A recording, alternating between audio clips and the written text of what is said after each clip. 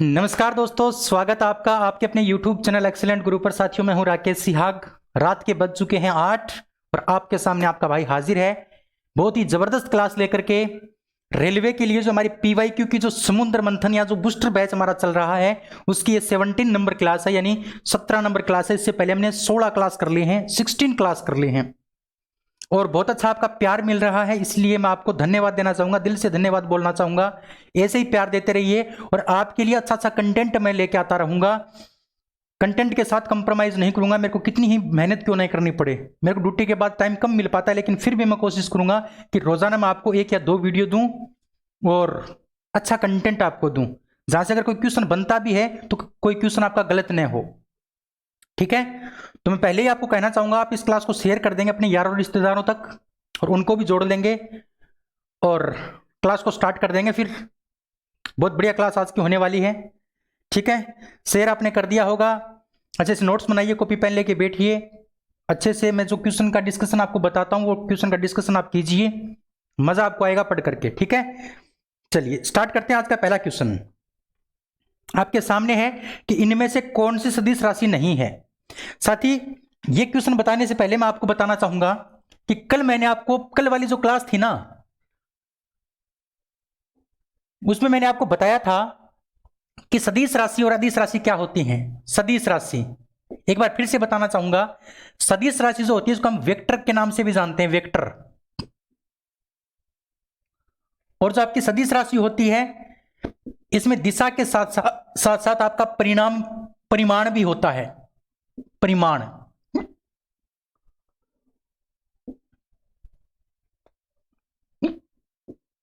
अगर इसके ट्रिक की बात करें हम, इसकी ट्रिक क्या है, तो ट्रिक मैंने आपको कल बताई थी कि आज बलवान बिरजू की बेगम तब्बू संग खेत से भागी, खेत से भागी। मेरे साथी, ये जो ट्रिक है ना, इस ट्रिक के अंदर आपकी सारी की सारी सदिश राशियां शामिल हैं जो आपके एग्जाम में पूछी जाती हैं वो। यानी मैं आपको जो ट्रिक बताऊंगा सदिश और अदिश की, उसमें से 99% जो क्वेश्चन है वो आपको इसी ट्रिक में से देखने को मिलेगा, ये मेरी गारंटी है। ट्रिक क्या है कि आज बलवान बिरजू की बेगम तब्बू संग खेत से भागी, यानी एक बिरजू नाम का व्यक्ति था जो बड़ा बलवान था। उसकी जो बेगम है, उसकी जो मैडम है, वो गांव के ही एक व्यक्ति जिसका नाम था तब्बू, उसके संग क्या हो गई, खेत से फरार हो गई, खेत में गई थी, वहां से फरार हो गई। यही आपकी ट्रिक है और इसी ट्रिक में सारी सदिश राशियां शामिल है। देखो, इस आ से बनेगा आपका आवेग, इस बल से बनेगा आपका एक तो बल और एक बनेगा आपका बल आघूर्ण।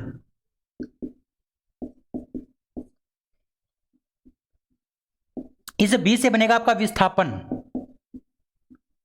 विस्थापन। इस वेग से बनेगा आपका वेग। इस तय से बनेगा आपका त्वरण। इस संग से बनेगा आपका संवेग। इस खेत से बनेगा आपका एक तो क्षेत्रफल होता है खेत का, एक तो क्षेत्रफल हो जाएगा आपका, एक चुंबकीय क्षेत्र की तीव्रता, चुंबकीय क्षेत्र की तीव्रता, और एक आपकी विद्युत क्षेत्र की तीव्रता, विद्युत क्षेत्र की तीव्रता। ये भी आपकी सदिश राशियां हैं। इसके अलावा इस भा से बन जाएगा आपका भार, भार। ये सारी की सारी सदिश राशियां मैंने आपको बता दी। अब इसके नीचे मैं आपको बताता हूं अदिश राशि। अदिश राशि को कहा जाता है स्केलर, स्केलर। और साथ ही इसके अंदर दिशा नहीं होती, दिशा नहीं होती, केवल क्या होता है, परिमाण होता है, केवल परिमाण होता है, इसमें मान होता है इसका, इसकी दिशा नहीं होती। क्लियर है बात है, ये बात आपको याद रखनी है। अच्छा, अब इसकी ट्रिक की बात करते हैं। इसकी जो ट्रिक है वो है कि उसका, ये ऊपर बताता हूं मैं आपको, थोड़ा सा नीचे आपको दिखाई नहीं देगा, यहां मैं बताता हूं आपको अदिश राशि। अगर अदिश राशि की बात करते हैं साथी तो इसको स्केलर कहते हैं। इसके अंदर दिशा नहीं होती, दिशा इसके अंदर नहीं होती है, इसमें केवल क्या होता है, परिमाण होता है, केवल परिमाण होता है। ठीक है, अगर ट्रिक की बात करें, ट्रिक है उसका दाल चावल उसका दाल चावल MSC से आता है, MSC से आता है। यही ट्रिक है साथी, इसके अंदर आपकी सारी की सारी अदिश राशियां शामिल हैं। देखिए यहां से है आपका ऊ से बन जाएगा आपका उष्मा, ऊ से क्या बन जाएगा आपका उष्मा, या फिर इस ऊ से क्या बन जाएगा एक आपका ऊर्जा बन जाएगा, उष्मा या फिर ऊर्जा। इस सह से बनेगा आपका समय, सह से क्या बनेगा आपका समय। इस का से बनेगा आपका कार्य, का से क्या बन जाएगा कार्य। इस दा से बन जाएगा आपका दाब, दा से क्या बनेगा दाब। और इस लय से बनेगा आपका लंबाई, लय से क्या बन जाएगा लंबाई यानी दूरी, ठीक है। इस चा से बन जाएगा आपका चाल, एम से बन जाएगा मास, मास यानी द्रव्यमान, एस यानी शक्ति, शक्ति यानी सामर्थ्य पावर। सी से बनेगा करंट, करंट का मतलब धारा या फिर विद्युत प्रवाह है, विद्युत प्रवाह है या फिर विद्युत धारा, एक ही बात है। इस आ से बन जाएगा आपका आयतन, आ से आयतन, और ता से बनेगा मेरे साथी ताप। तो ये सारी राशियां जो हैं आपकी अदिश राशियां हैं। अब इससे अलग आपका क्वेश्चन आपके एग्जाम में नहीं आएगा, 99% जो क्वेश्चन है वो इन्हीं में से आ जाएगा। अब क्वेश्चनों की बात करते हैं हम। पहला क्वेश्चन देखो कि इनमें से कौन सी राशि सदिश राशि नहीं है, मतलब इसमें से 3 राशियां तो इसमें सदिश दे रखी हैं और एक आपको यहां पर अदिश दे रखी है, वही आपको पहचान करनी है कि इसमें से अदिश राशि कौन सी है। शक्ति को देखो, शक्ति, शक्ति है, देखो ये मैंने लगा रखी शक्ति, कैसी राशि है अदिश। तो आपका ऑप्शन नंबर जो ए है वो इस क्वेश्चन का क्या हो जाएगा करेक्ट हो जाएगा, ऑप्शन नंबर ए। बताओ समझ में आया कि नहीं आया। इस क्वेश्चन का जो आपका उत्तर हो जाएगा, आंसर हो जाएगा, वो हो जाएगा ऑप्शन नंबर ए। क्लियर है। अगर हम बात करते हैं बल आघूर्ण की, त्वरण की और विस्थापन की, देखो बल आघूर्ण त्वरण और विस्थापन किसके अंदर है आपके सदिश के अंदर है, और आपको पूछा था सदिश राशि नहीं है, तो शक्ति आपकी सदिश राशि नहीं है मेरे साथी। क्लियर है। चलिए दूसरा क्वेश्चन कि निम्न में से कौन सी एक वेक्टर मात्रा नहीं है। वेक्टर का मतलब होता है आपका सदिश, सदिश राशि नहीं है, ये पूछा है आपसे क्वेश्चन। तो देख लो कौन सी सदिश राशि नहीं है। ऑप्शन नंबर ए में दे रखा है गति या फिर आवेग। आवेग किसके अंदर है आपका सदिश में है, इसका मतलब ये तो नहीं हो सकता हमारा उत्तर। बल का गुरुत्व है, बल जो होता है वो आपका वेक्टर राशि होती है, सदिश राशि होती है, ये भी नहीं हो सकता। तीसरा देखो विद्युत प्रवाह है, विद्युत प्रवाह है, देखो ये रहा विद्युत प्रवाह, ये आपकी क्या है अदिश राशि है। तो ऑप्शन नंबर जो आपका सी है इस क्वेश्चन का, दूसरे क्वेश्चन का ऑप्शन नंबर सी आपका क्या हो जाएगा करेक्ट हो जाएगा। दूसरे क्वेश्चन का ऑप्शन नंबर सी आपका करेक्ट होगा। बताओ समझ में आया कि नहीं आया। अरे क्लियर है ना बात, आगे बढ़े। बिल्कुल सिंपल सिंपल क्वेश्चन है। देखो अगर ये ट्रिक आपने याद कर ली तो सारा आपका जो दुख दर्द है वो खत्म हो जाएगा मेरे साथी सदिश और अदिश का। इतना अच्छा जुगाड़ मैंने आपको बता दिया। क्वेश्चन की बात करते हैं 3 नंबर की कि एक वेक्टर राशि में परिमाण और दिशा दोनों होते हैं, यानी सदिश में परिमाण और दिशा दोनों होते हैं, बिल्कुल सही बात है। जबकि अदिश राशि में केवल परिमाण होता है, दिशा नहीं होती, यह भी ठीक बात है। निम्नलिखित में से कौन सी अदिश राशि है, अदिश राशि की पहचान आपको करनी है। इनमें से कौन सी अदिश राशि है ये आपको बताना है। तो साथी देख लो कौन सी अदिश राशि है। 1 नंबर ऑप्शन को देखो दाब, और दाब मैंने किसके अंदर लिखा रखा है, देखो ये रहा दाब अदिश राशि के अंदर। और आपको यही पूछा था कि इसमें से अदिश राशि कौन सी है। तो साथी इस क्वेश्चन का जो आंसर आपका हो जाएगा वो ऑप्शन नंबर ए हो जाएगा। ये पहले का उत्तर है, ये दूसरे का है और ये तीसरे का हो गया।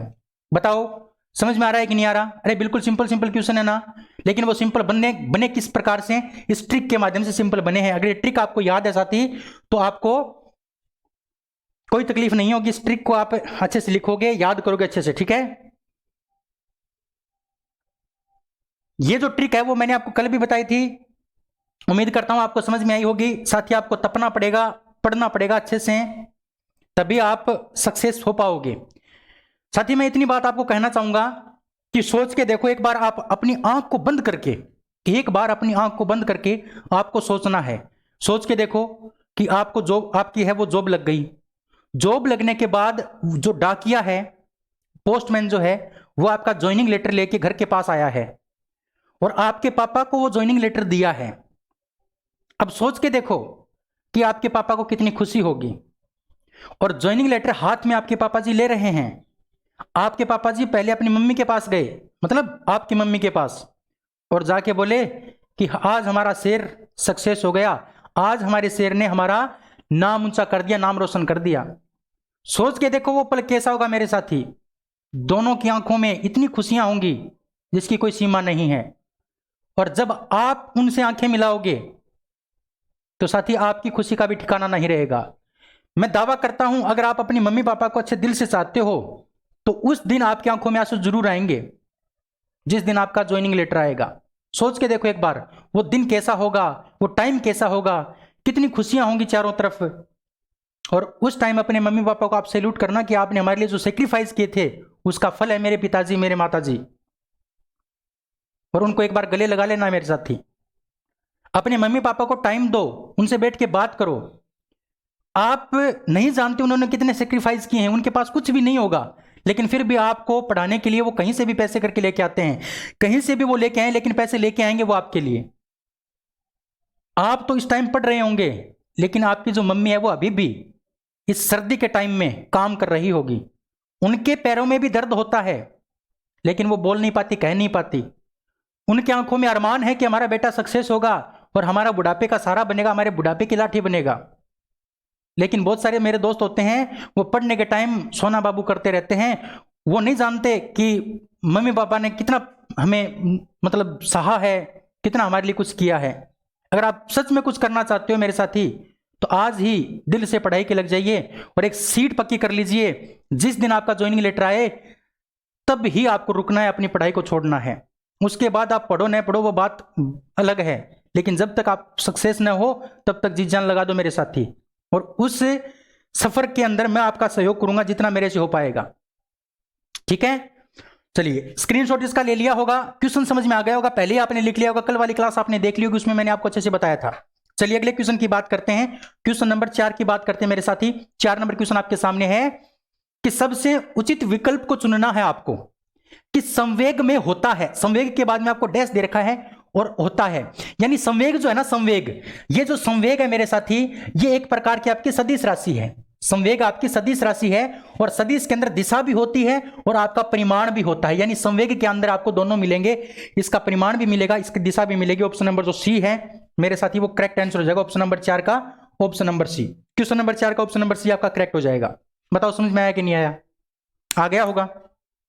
चलिए 5 नंबर क्वेश्चन आपके सामने है कि सदिश यानी वेक्टर राशि का उदाहरण इसमें से क्या है? इसमें से सदिश राशि कौन सी है? इसमें से सदिश राशि कौन सी वो आपको बताना है। देखिए सदिश राशि कौन सी है। वजन, वजन मतलब क्या होता है? द्रव्यमान। वजन एक प्रकार का द्रव्यमान होता है। ताप, ताप क्या है? आपकी अदिश राशि है। वजन द्रव्यमान भी आपकी अदिश राशि है। और आपको पूछा क्या था? सदिश पूछा था कि इसमें से सदिश कौन सी है।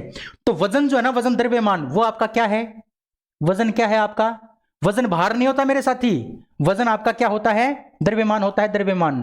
द्रव्यमान जो है वो आपकी अदिश है। इसके बाद तापमान जो है, तापमान वो भी आपकी अदिश है। उसके बाद वेग को देखो, वेग, वेग क्या है? आपकी सदिश है। और आपको यही पूछा था इसमें से सदिश राशि कौन सी है। तो 5 नंबर जो क्वेश्चन है साथी मेरे, उसका आंसर आपका ऑप्शन नंबर सी हो जाएगा। बताओ समझ में आया कि नहीं आया? क्लियर है? आगे बढ़ते हैं फिर नेक्स्ट क्वेश्चन, क्वेश्चन नंबर 6 कि एक सदिश राशि में परिमाण और दिशा दोनों होते हैं, जबकि अदिश राशि में केवल परिमाण होता है और दिशा नहीं होती। निम्नलिखित में से कौन सी सदिश राशि है? इसमें से सदिश राशि के बारे में आपको बताना है, इसमें से सदिश कौन सी है? बताओ सदिश कौन सी है। कार्य को देखो, कार्य को, ये रहा कार्य, कार्य आपकी अदिश है, लेकिन आपको पूछा सदिश है। गति जो है ना, गति, आवेग जो होता है, आवेग वो एक प्रकार की सदिश होती है। गति जो होती है, सॉरी, गति जो होता है, गति वो आपका क्या होता है? अदिश होता है। गति यानी जो आपका वेग होता है वो गति, वेग और चाल को हम गति नहीं बोल सकते, गति आपकी अदिश है। ठीक है। उसके बाद विस्थापन देखो, विस्थापन, विस्थापन क्या है आपका? विस्थापन आपका है सदिश, विस्थापन आपका सदिश है। आपका यही पूछा था सदिश कौन सा है। तो 6 नंबर जो क्वेश्चन है मेरे साथी, उसका ऑप्शन नंबर आपका सी हो जाएगा। ऑप्शन नंबर सी आपका बिल्कुल करेक्ट होगा, ऑप्शन क्वेश्चन नंबर 6 का। क्लियर है? बिल्कुल सिंपल सिंपल क्वेश्चन है, इस ट्रिक के माध्यम से आप कर सकते हो आराम से। 7 नंबर क्वेश्चन, निम्नलिखित में से कौन सी एक वेक्टर मात्रा है, यानी सदिश राशि कौन सी है? समय को देखो, समय क्या है? आपकी अदिश है। तापमान क्या है? आपकी अदिश है। इसके बाद दूरी को देखो, दूरी, दूरी यानी लंबाई क्या है? आपकी अदिश है। और आपका जो वेग है ना मेरे साथी, वही सदिश है। और आपको यही पूछा था इसमें सदिश कौन सी है। तो ऑप्शन नंबर जो डी है ना, 7 नंबर क्वेश्चन का ऑप्शन नंबर डी, वही आपका क्या होगा? बिल्कुल करेक्ट होगा। क्लियर है बात है?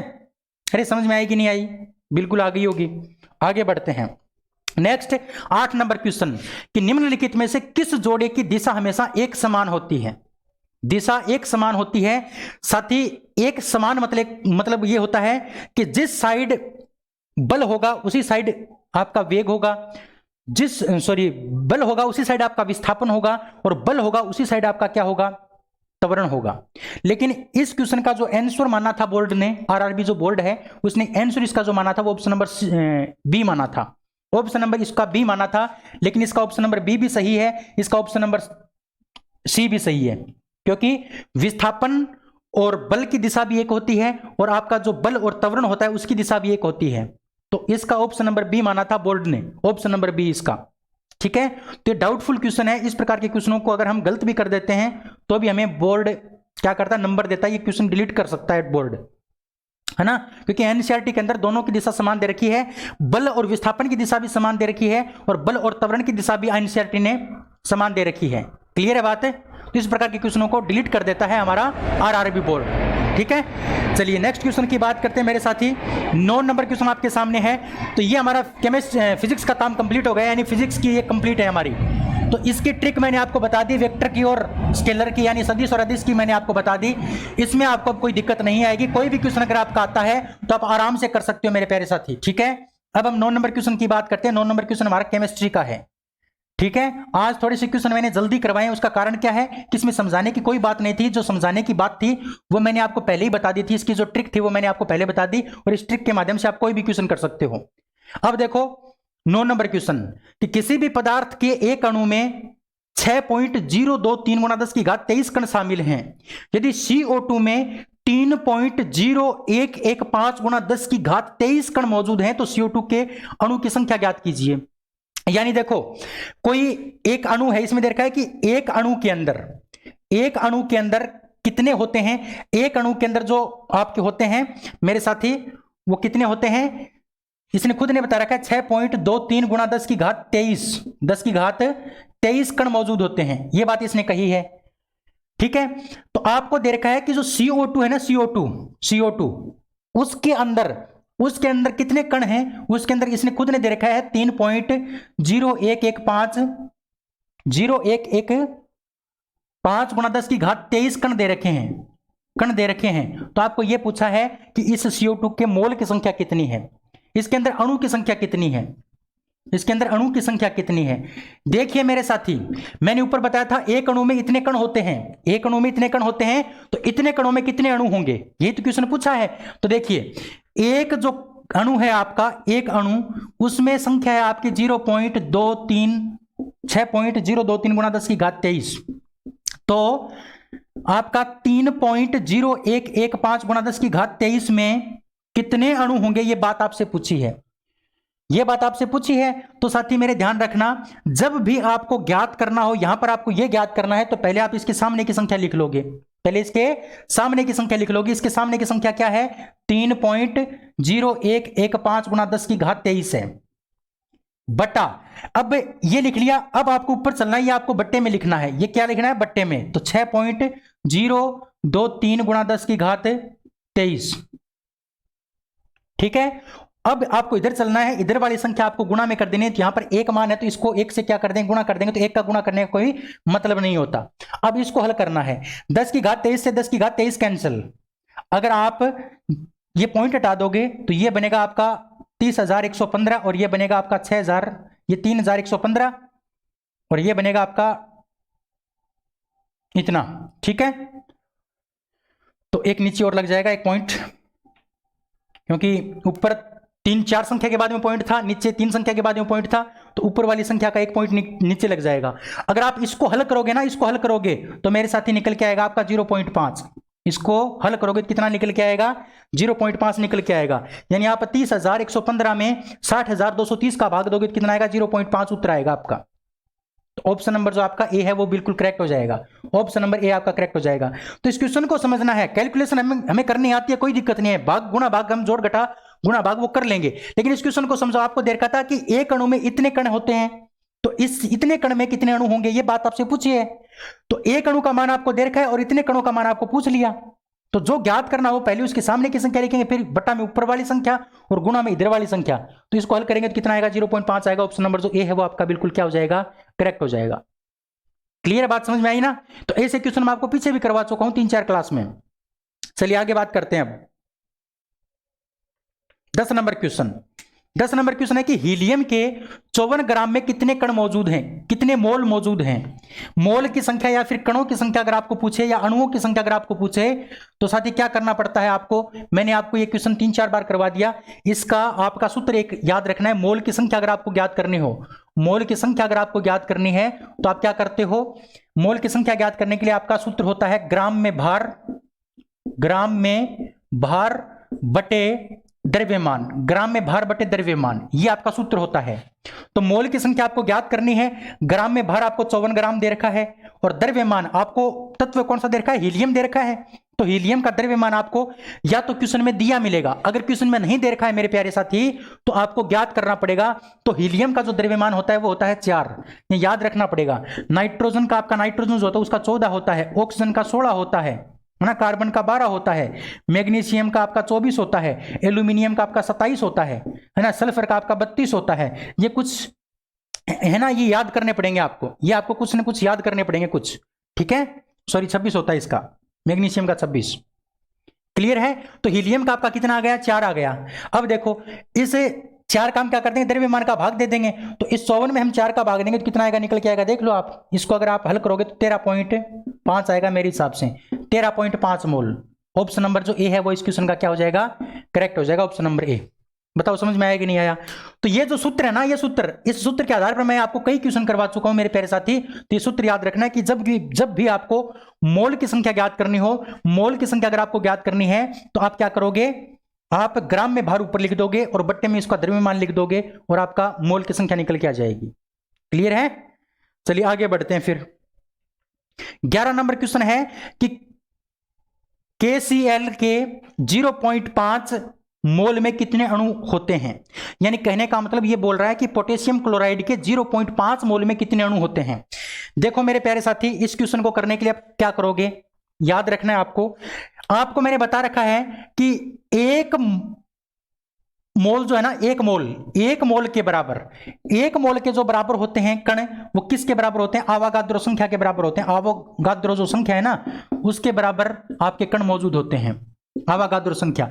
एक मोल के बराबर आपकी आवागाद्रो संख्या होती है। तो एक मोल के बराबर आवागाद्रो संख्या का मान कितना होता है, 6.022 गुणा 10 की घात 23। ये आपकी क्या होती है, आवागाद्रो संख्या होती है। तो एक मोल का मान इतना है, तो आपको पूछा है 0.5 मोल का मान कितना होगा, ये बात आपसे पूछी है। तो जब भी आपको ज्ञात करना हो पहले आप ये लिखोगे, इसके सामने वाली संख्या, तो इसके सामने वाली संख्या 0.5 है।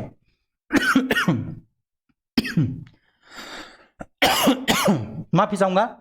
अब इसके बट्टे में आप ऊपर वाली संख्या लिखोगे, इसके बट्टे में क्या लिख दोगे, 1 लिख दोगे। फिर इधर वाली संख्या आप क्या कर दोगे, गुणा कर दोगे, 6.022 गुणा 10 की घात 23। अब देखो साथी, ये पॉइंट हटाएंगे तो यहां पर आपका क्या बनेगा, 10 बन जाएगा और 5 से कम 5, 5 दूनी 10। यानी इसके अंदर आपको 2 का भाग देना है, इस संख्या में आपको 2 का भाग देना है। तो 6.022 में आप 2 का भाग दोगे, क्या आएगा, 3.01, हाँ यही आएगा मेरे हिसाब से, एक, हाँ यही आएगा, 3.01 गुणा 10 की घात 23 का 10 की घात 23 आ जाएगा। मतलब आपको 6.022 में आपको कितने का भाग देना है साथी, 2 का भाग देना है। अगर आप इसमें इसका भाग दोगे ना, 2 का भाग इसमें दोगे तो कितना आएगा, 3.01 गुणा 10 की घात 23 आएगा। तो देख लो ऑप्शन कौन सा है आपका सही ऑप्शन देख लो कौन सा है इसका। तो ऑप्शन नंबर इसका जो ए है वो बिल्कुल क्या हो जाएगा, करेक्ट हो जाएगा। तो इस क्वेश्चन को समझो पहले, क्वेश्चन में क्या दे रखा था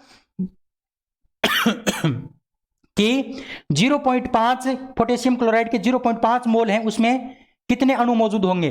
तो एक मोल के अंदर इतने कण होते हैं, कितने अणु होते हैं, तो 0.5 में कितने होंगे, ये तो आपको डाटा याद रखना। एक मोल में इतने होते हैं, एक मोल का मान आवागाद्रो संख्या के बराबर होता है।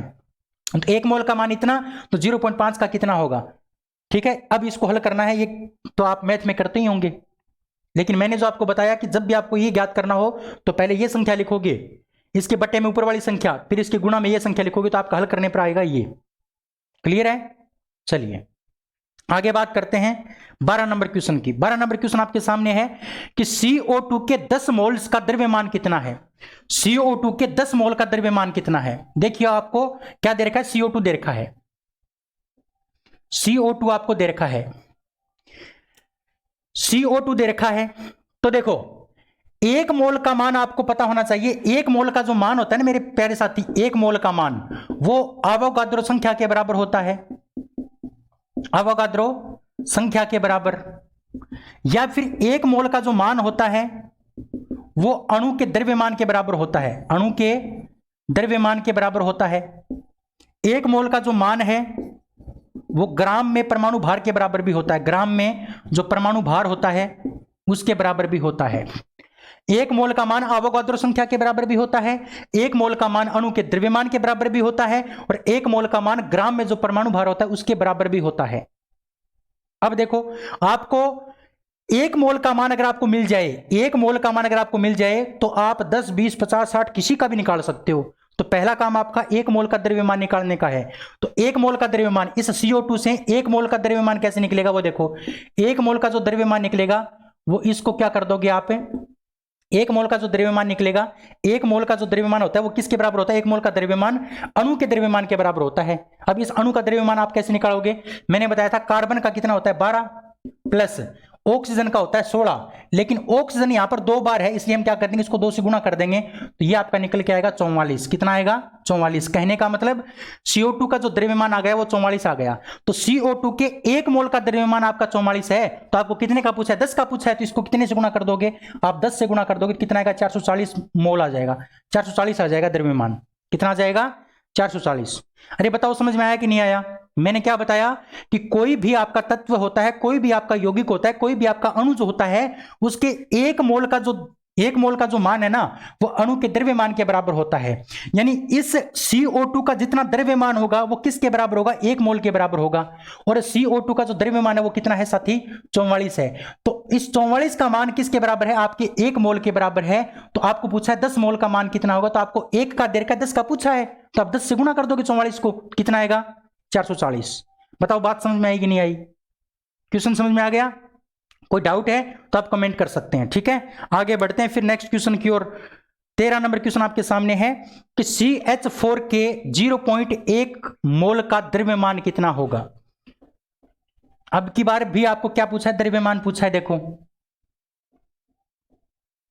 ध्यान देना मेरे साथी कि आपको CH4 दे रखा है कि CH4 यानी मेथेन, CH4 को मेथेन कहा जाता है। मेथेन के 0.1 मोल का द्रव्यमान, 0.1 मोल का द्रव्यमान आपको पूछा है। यह तो आपको पता है कि एक मोल का जो मान होगा ना, एक मोल का मान वो किसके बराबर होगा, वो इसके द्रव्यमान के बराबर हो जाएगा।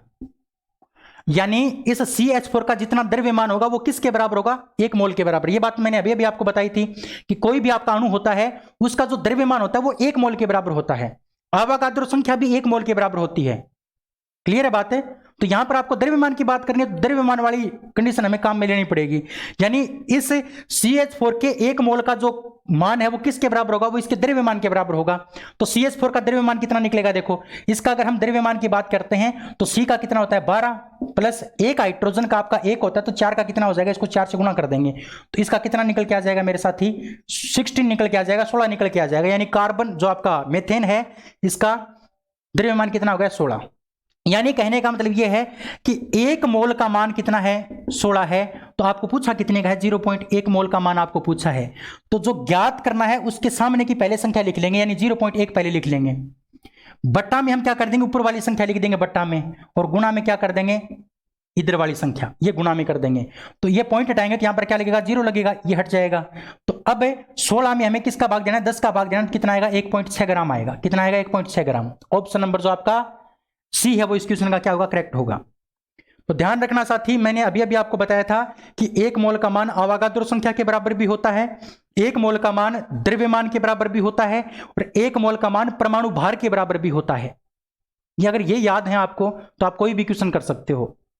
क्लियर है बात है। और वैसे मैं आपको मोल कॉन्सेप्ट जो है, मोल संकल्पना जो है उसकी मैं थ्योरी क्लास आपको अलग से करवा दूं जिससे कि आपको कोई डाउट न रहे, अच्छे से आपको समझ में आ जाए।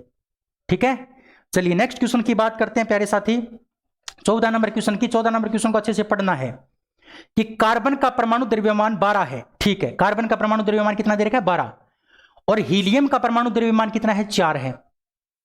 बताइए कि प्रत्येक तत्व के एक मोल हेतु निम्न में से कौन सा कथन सत्य है। साथियों मैंने आपको अभी बताया था, मैंने अभी आपको बताया था एक मोल के बारे में कि जो एक मोल होता है ना, एक मोल वो अणु के द्रव्यमान के बराबर होता है। अणु के द्रव्यमान के क्या होता है, बराबर होता है। एक मोल का मान और अणु का द्रव्यमान आपस में क्या होते हैं, बराबर होते हैं। अब ये अणु कोई भी हो सकता है, कोई भी अणु हो सकता है, कोई भी अणु, चाहे वो आपका CO2 हो, चाहे वो आपका कार्बन हो, चाहे वो आपका हीलियम हो, चाहे वो ऑक्सीजन हो, चाहे वो नाइट्रोजन हो, चाहे वो मैग्नीशियम हो, चाहे वो एल्यूमिनियम हो, कोई भी हो। एक मोल का मान हमेशा किसके बराबर होता है, अणु के बराबर होता है, अणु के द्रव्यमान के बराबर होता है।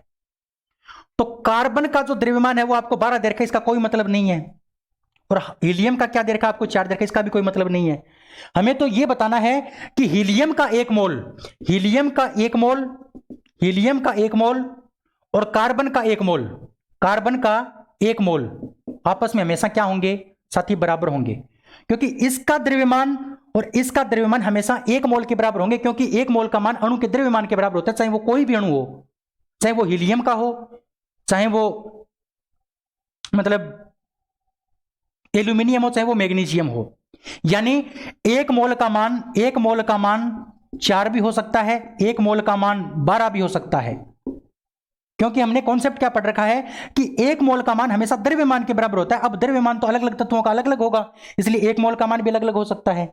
इसका मतलब यह है कि कार्बन का एक मोल और हीलियम का एक मोल हमेशा बराबर होंगे। क्लियर है बात है? कार्बन का और नाइट्रोजन का भी बराबर होंगे, कार्बन का और एल्यूमिनियम का भी बराबर होंगे। यानी इस प्रकृति में जितने भी तत्व हैं उन सभी का एक मोल आपस में बराबर होता है। अब आपको ये कॉन्सेप्ट समझ में आ गया होगा। अब इस ऑप्शनों को पढ़ के देखो। ऑप्शन में दे रखा है कि एक मोल कार्बन में एक मोल हीलियम के 3 गुना अधिक परमाणु होंगे। नहीं साथी, अधिक नहीं होंगे, बराबर होंगे। ऑप्शन दूसरा देखो, एक मोल हीलियम में एक मोल कार्बन के 3 गुना अधिक परमाणु होंगे। यह बात भी गलत है, 3 गुना नहीं होंगे साथी, बराबर होंगे। तीसरा देखो, एक मोल कार्बन में एक मोल हीलियम में उपस्थित परमाणुओं की 1/3 संख्या होगी। नहीं, 1/3 नहीं हो सकती, तीसरा भाग नहीं हो सकता। तो फिर चौथा देखो, एक मोल कार्बन में एक मोल हीलियम में उपस्थित परमाणुओं की संख्या आपस में क्या होगी, बराबर होगी।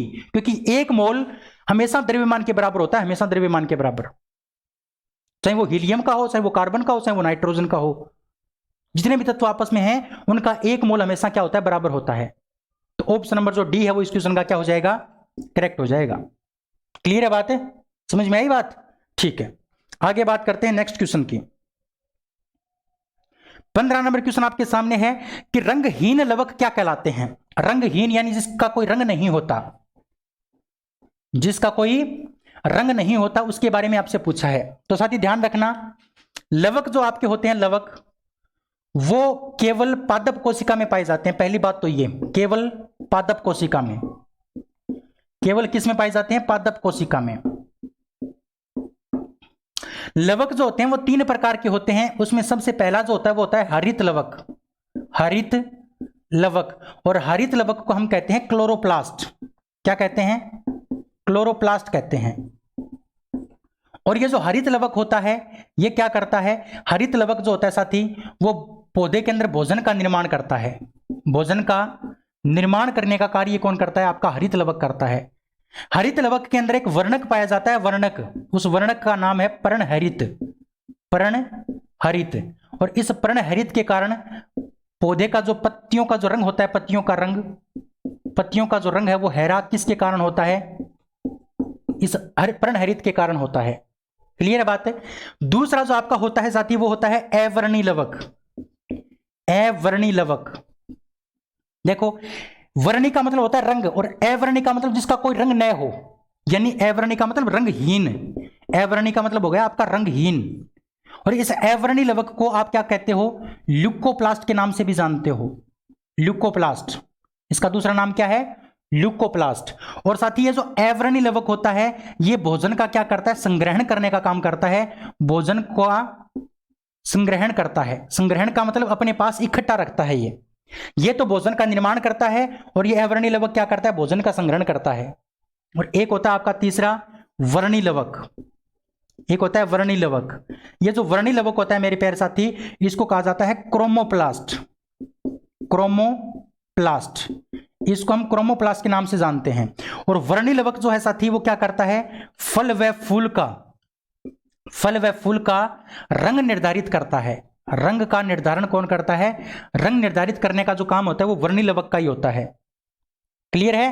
तो इतनी सारी बातें आपको याद रखनी थी, इतनी सारी बातें आपको याद रखनी थी। ठीक है, क्लियर है बातें? तो आपका जो ऑप्शन नंबर कौन सा हो जाएगा वो देख लो, ऑप्शन नंबर देख लो कौन सा हो जाएगा। इसमें दे रखा है, इसमें दे रखा है कि रंगहीन लवक क्या कहलाते हैं। तो रंगहीन लवक क्या कहलाएंगे साथी? रंगहीन लवक आपके कहलाएंगे ल्यूकोप्लास्ट। क्या कहलाएंगे? ल्यूकोप्लास्ट। ऑप्शन नंबर जो ए है वो बिल्कुल क्या हो जाएगा? करेक्ट हो जाएगा। ठीक है, आगे बढ़ते हैं नेक्स्ट क्वेश्चन की ओर।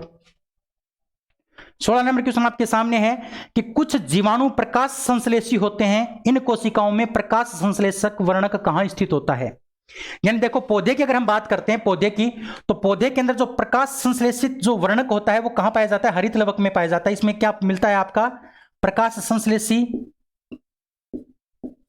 संश्लेषी जो वर्णक होता है जिसको हम पर्णहरित कहते हैं, वो कहां होता है? इस हरित लवक के अंदर होता है, अगर पौधों की बात करें तो। लेकिन ये तो पौधों की बात है, ये तो पौधों की बात है, लेकिन आपको पूछा जीवाणु की, कि जीवाणु के अंदर कहां पाया जाता है आपका प्रकाश संश्लेषण। यानी कुछ जीवाणु ऐसे होते हैं जो प्रकाश संश्लेषण की क्रिया के द्वारा अपना क्या करते हैं? भोजन बनाते हैं। तो उन प्रकाश संश्लेषी जीवाणुओं के अंदर, उस प्रकाश संश्लेषी जीवाणुओं के अंदर आपका जो मिलेगा वो प्रकाश संश्लेषी जीवाणुओं के अंदर जो आपका प्रकाश संश्लेषण जो वर्णक मिलेगा वो कहां मिलेगा? तो वो मिलेगा प्लाज्मा झिल्ली के अंदर। कहां मिलेगा? प्लाज्मा झिल्ली के अंदर। ध्यान रखना, जीवाणुओं की अगर हम बात करते हैं, जीवाणु की बात करते हैं, तो इसकी जो प्लाज्मा झिल्ली होती है, प्लाज्मा जो झिल्ली होती है, इस प्लाज्मा झिल्ली के अंदर आपका क्या मिलता है? प्लाज्मा झिल्ली का जो अंतर्वलन होता है, अंतर्वलन का मतलब अंदर की साइड, प्लाज्मा झिल्ली का जो अंदर की साइड होती है, उस अंदर की साइड आपका क्या मिलता है? जीवाणुओं के अंदर प्रकाश संश्लेषी वर्णक मिलता है। तो ऑप्शन नंबर जो डी है वो इस क्वेश्चन का क्या होगा? करेक्ट हो जाएगा, ऑप्शन नंबर डी।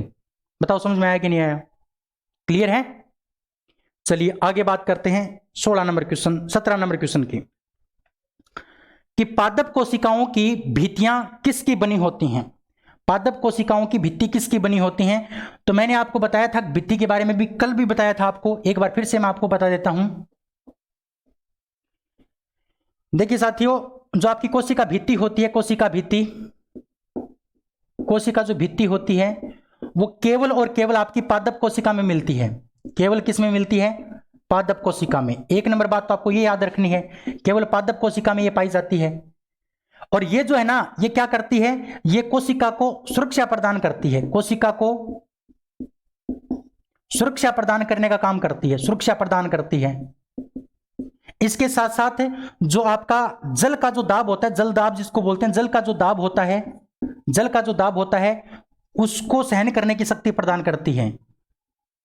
जल दाब को सहन करने की शक्ति प्रदान करना, सहन करने की शक्ति प्रदान करना, शक्ति प्रदान करना किसका काम है? इस कोशिका भित्ति का काम है। यानी जो पादप कोशिका होती है ना, वो कभी भी फटती नहीं है। पादप कोशिका कभी भी फटती नहीं है। क्यों? क्योंकि उसमें कोशिका भित्ति पाई जाती है। वो कोशिका इस जल दाब को सहन करने की शक्ति प्रदान कर देती है कोशिका को। लेकिन जंतु कोशिका में ये नहीं पाई जाती, इसलिए जंतु कोशिका क्या हो जाती है? फट जाती है। जंतु कोशिका फट जाती है। क्यों? क्योंकि उसमें जल दाब करने की शक्ति नहीं होती। क्यों? क्योंकि जंतु कोशिका में आपकी कोशिका भित्ति नहीं होती, लेकिन पादप कोशिका में कोशिका भित्ति होती है, इसलिए वो जल का जो दाब है उसको क्या कर लेती है? सहन कर लेती है। इसके कारण वो फटती नहीं है। क्लियर है बात है? अगर हम कोशिका भित्ति की बात करते हैं तो इसका जो निर्माण होता है, इसका जो निर्माण वो आपका किससे होता है? इसका निर्माण होता है सेल्यूलोज से। किससे मिलकर के होता है? सेल्यूलोज से मिलकर के बनती है ये कोशिका भित्ति। सेल्यूलोज एक प्रकार का कार्बोहाइड्रेट होता है। क्या होता है? कार्बोहाइड्रेट। तो ये क्वेश्चन भी आपसे पूछा जा सकता है कि कोशिका भित्ति किसकी बनी होती है? ऑप्शन में दे देगा आपको प्रोटीन, वसा, लिपिड, कार्बोहाइड्रेट। तो साथ ही ध्यान रखना सेल्यूलोज से बनी होती है, लेकिन सेल्यूलोज एक प्रकार का आपका कार्बोहाइड्रेट होता है। क्लियर है बात है? ऑप्शन नंबर जो आपका सी है ना, सी, वो बिल्कुल क्या हो जाएगा? करेक्ट हो जाएगा, ऑप्शन नंबर सी। बताओ समझ में आया कि नहीं आया? अरे क्लियर है ना? आगे बात करते हैं 18 नंबर क्वेश्चन की, कि पौधों में कोशिका भित्ति का निर्माण करने वाले जटिल कार्बोहाइड्रेट को क्या कहा जाता है? तो अभी बताया था इस कार्बोहाइड्रेट का नाम क्या है? इस कार्बोहाइड्रेट का नाम सेल्यूलोज है। यानी कोशिका भित्ति का निर्माण जो करने वाला जो कार्बोहाइड्रेट है उसका नाम है आपका सेल्यूलोज। क्लियर है बात है? सेल्यूलोज। ऑप्शन नंबर आपका जो बी है वो करेक्ट हो जाएगा, ऑप्शन नंबर बी। लेकिन मैं आपको बता दूं मेरे साथी माल्टोज के बारे में। माल्टोज के बारे में मैं आपको बताना चाहूंगा। जो आपको माल्टोज दे रखा है, इस माल्टोज की अगर हम बात करें तो ये इसके बारे में क्वेश्चन पूछता है कि माल्टोज का पाचन, इसका जो पाचन है, इसका पाचन मुख में किसके द्वारा होता है, किसके द्वारा होता है। यानी मनुष्य का जो शरीर है, उस मनुष्य के शरीर में इस माल्टोज का पाचन किसके द्वारा होता है। तो माल्टोज का जो पाचन होता है वो मुख में किसके द्वारा होता है। साथ ही ध्यान रखना, इस माल्टोज का जो पाचन है वो एक टाइलिन नाम का एंजाइम है, टाइलिन नाम का एंजाइम, टाइलिन एंजाइम। इस टाइलिन नाम के एंजाइम के द्वारा माल्टोज का पाचन हो जाता है। कहां पर? मुख में। तो ये क्वेश्चन कई बार पूछा गया है मेरे साथी कि मनुष्य के मुख में माल्टोज का पाचन कौन करता है। तो हमारी जो लार होती है, उस लार के अंदर एक एंजाइम होता है, उस एंजाइम का नाम है टाइलिन। तो इस टाइलिन नाम के एंजाइम के द्वारा माल्टोज शर्करा का पाचन हमारे मुख में ही हो जाता है। ठीक है। इसके अलावा आपको दे रखा है सुक्रोज। क्या दे रखा है? सुक्रोज। अगर हम सुक्रोज की बात करते हैं तो इसका एक दूसरा नाम है साथी टेबल शुगर।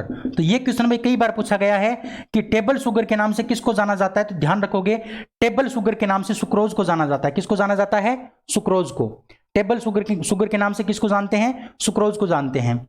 इसके अलावा इसमें एक देखा लेक्टोज।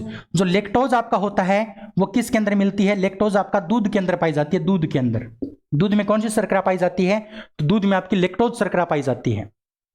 क्लियर है बात है? समझ में आ गया? चलिए, तो इस क्वेश्चन का जो ऑप्शन नंबर बी था वो आपका करेक्ट था। अब हम बात करते हैं नेक्स्ट 19 नंबर क्वेश्चन की कि कौन सा कोशिकांग प्रकाश संश्लेषण के दौरान प्रकाश ऊर्जा का उपयोग करता है।